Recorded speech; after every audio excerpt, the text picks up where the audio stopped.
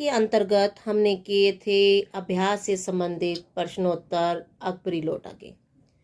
जैसा कि हमें पता है कि अकबरी लोटा एक हल्की फुल्की हास्य से भरी लेकिन व्यंग्यपूर्ण कहानी है तथा जिसका उद्देश्य पाठकों के मनोरंजन करना ही है, यानी कि जो पढ़ने वाले हैं उनका मनोरंजन करना।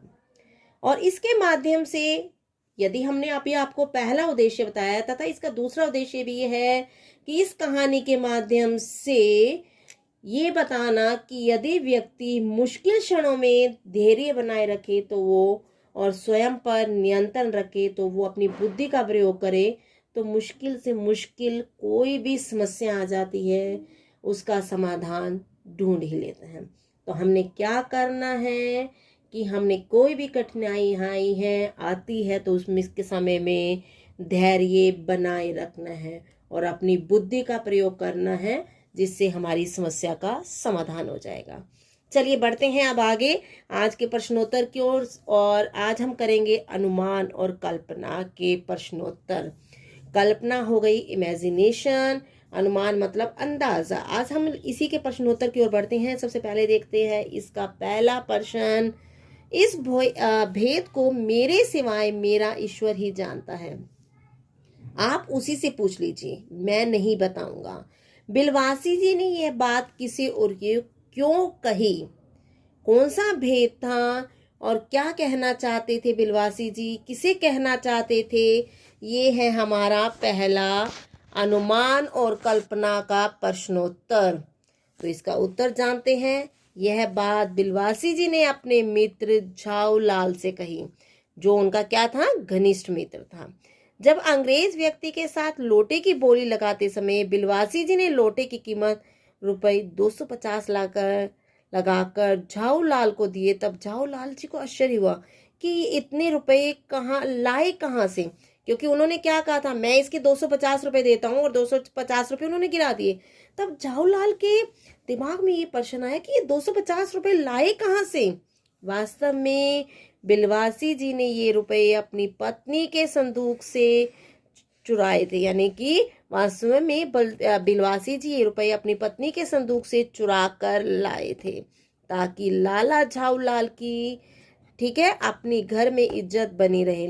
किसकी? झाऊलाल की अपने घर में इज्जत बने रहे, लेकिन वे ये बात किसी को बताना नहीं चाहते थे। इसी कारण उन्होंने ये बात कही कि मेरा ईश्वर ही जानता है मैं ये कहाँ से लाया हूँ।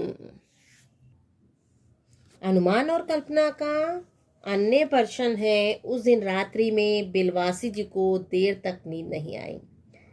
समस्या झाऊलाल की थी और नींद बिलवासी की उड़ी हुई थी। क्यों? किस दिन रात्रि में बिलवासी जी को नींद नहीं आई थी? देखते हैं उत्तर से। पंडित बिलवासी जी ने एक सच्चे मित्र का कर्तव्य निभाते हुए अपने मित्र झाऊलाल की समस्या का समाधान करने के लिए अपनी पत्नी के संदूक से चुपके से रुपए निकाले थे, लेकिन अकबरी लोटे के माध्यम से रुपयों का इंतजाम हो जाने का कारण इसकी जरूरत ही नहीं पड़ी। पंडित बिलवासी जी ने क्या किया था? एक मित्र का कर्तव्य निभाया था और उनके मित्र को, जो झाऊलाल जी थे, उनकी समस्या थी कि अपनी पत्नी को 250 रुपए देना। तो उनकी समस्या को दूर करने के लिए उन्होंने अपनी पत्नी की, किसने? पंडित जी ने अपनी पत्नी के संदूक से चुपके से रुपए निकाल लिए थे। लेकिन ये समस्या कैसे दूर हुई थी? अकबरी लोटे के माध्यम से। अब बिलवासी के सामने यह समस्या थी कि अपनी पत्नी के संदूक से चुपके से निकाले गए रुपयों को वापस संदूक में कैसा रखा जाए। ठीक है ना? अब उनके सामने समस्या क्या थी? निकाल तो लिए थे, अब वापस कैसे रखें।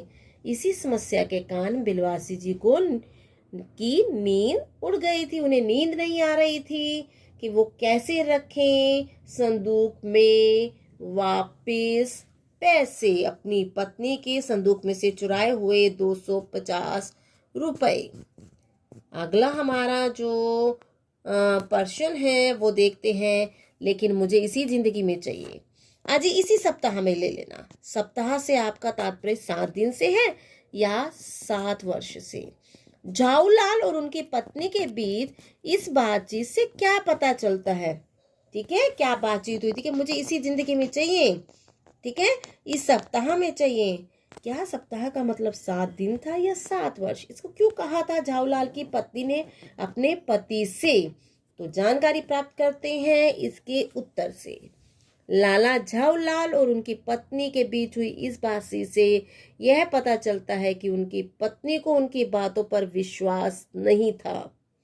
उनकी पत्नी को यह लगता था कि अपनी कंजूस प्रवृत्ति के कारण लाला जी उसे पैसे नहीं देंगे।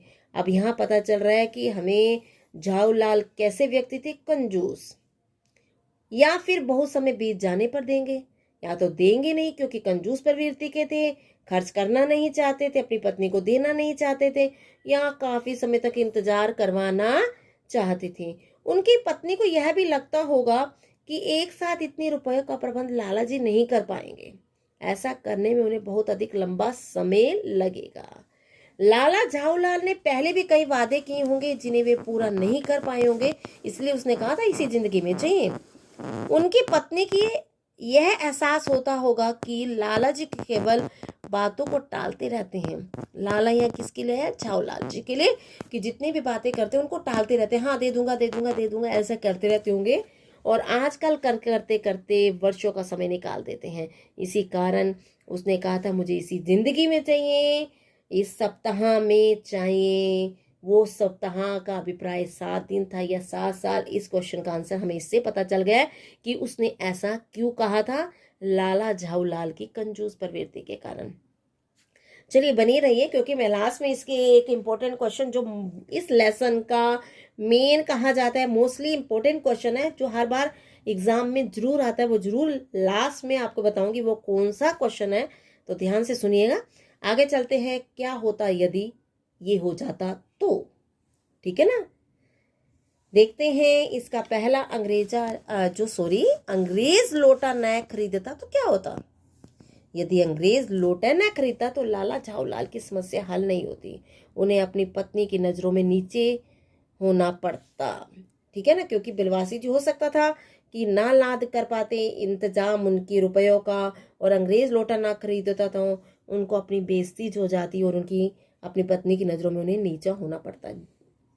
अगला है, यदि अंग्रेज पुलिस को बुला लेता तो क्या होता। यदि अंग्रेज पुलिस को बुला लेता तो पुलिस लाला झाऊलाल को पकड़ कर ले जाती, उन पर कचहरी में मुकदमा चलाया जाता। क्लियर हो गया होगा। क्या करती, अंग्रेज बुला लेता तो पुलिस उन्हें पकड़ लेती और उन पर केस चलता। नेक्स्ट, क्या होता यदि जब बिलवासी अपनी पत्नी के गले से चाबी निकाल रहे थे तब उनकी पत्नी जाग जाती, तो क्या होता। यदि ऐसा होता तो जब बिलवासी अपनी पत्नी की गले से चाबी निकाल रहे थे तब यदि उनकी पत्नी जाग जाती तो बिलवासी जी को चोरी की चोरी पकड़ी जाती। किसकी चोरी पकड़ी जाती? बिलवासी जी की चोरी पकड़ी जाती, और उन्हें भी अपनी पत्नी के आगे या सामने शर्मिंदा होना पड़ता। नेक्स्ट जो क्वेश्चन लिया गया है वो इसलिए लिया गया है क्योंकि हमारा जब लोटा गिरता है तो वो तेज गति से नीचे की तरफ गिरता है, छत से जाकर नीचे धरती की ओर गिरता है। इसी गुरुत्वाकर्षण को लेकर यहाँ हमारा इम्पोर्टेंट क्वेश्चन है। अगला जो हमारा मेन इम्पोर्टेंट क्वेश्चन है वो है, अपने वेग में उल्का को लजाता हुआ वह आंखों से ओझल हो गया। उल्का क्या होती है, उल्का और ग्रहों में कौन कौन सी समानताएं और अंतर होते हैं, जानकारी प्राप्त करते हैं। उल्का क्या होती है, उल्का और ग्रहों में कौन कौन सी समानताएं और अंतर होते हैं। तो उल्का आपको पता ही होंगे क्या होता है, मीटियोर, और ग्रह आपको पता है प्लैनेट्स। इनमें क्या अंतर है और इनमें क्या समानताएं हैं, तो देखते हैं उत्तर। उल्काओं का निर्माण चट्टानों के छोटे छोटे कणों से होता है। ये छोटी छोटी आकृतियां मंगल और बृहस्पति ग्रह के मध्य घूमती हैं। ये घूमते घूमते कई बार पृथ्वी के वायुमंडल में प्रवेश कर जाती हैं, यानी प्रविष्ट हो जाती हैं, और घर्षण से जलकर राख हो जाती हैं। उनके जलने पर एक विशेष प्रकार की चमक उत्पन्न होती है। लोग इसे टूटता तारा समझते हैं। इनमें ग्रहों और उल्काओं में, यानी कि ग्रहों क्या मतलब होता है प्लैनेट्स, और उल्का मतलब मिटियोर में क्या समानताएं हैं देखते हैं। दोनों सूर्य के इर्द गिर्द चक्कर लगाते हैं। दोनों में चट्टानों के कणों का मिश्रण पाया जाता है। दोनों ही किसके चारों ओर चक्कर लगाते हैं? सन के। और दोनों में ही चट्टानों के कणों के मिश्रण पाए जाते हैं।